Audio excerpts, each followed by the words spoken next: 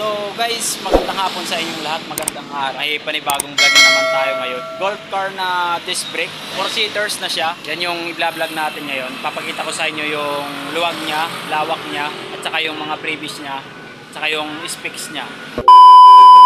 So ayan guys, ito yung golf car natin ngayon na 1000 watts disc brake na siya. May kasama na siyang crown lights. Kakaiba na rin yung crown lights niya. Lawak na rin yung kanyang upuan. Dalawa na yung makakaupo dito sa harap.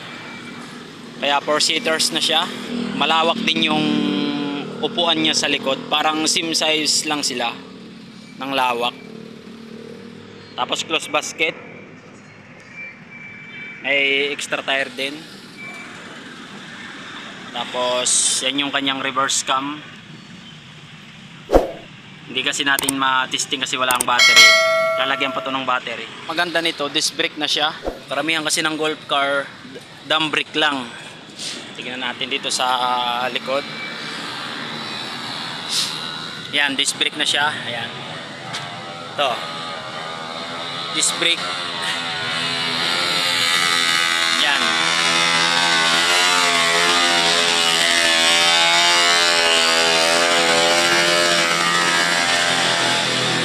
Close basket, 1000 watts yung kanyang motor, 60 volts, 20 ampere yung kanyang battery.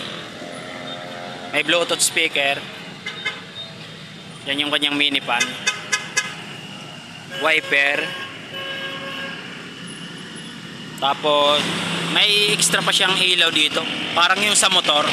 Tapos ito yung ilaw niya. Basket niya sa harap.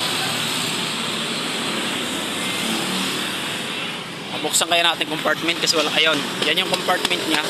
Yan din yung trapal. 60 to 70 kilometers yung tinatakbo niya pag full charge. 6 to 8 hours.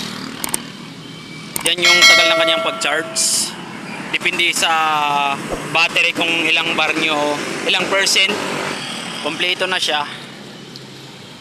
Yung pinagkaiba lang ng isang golf car, walang signal light yung side mirror.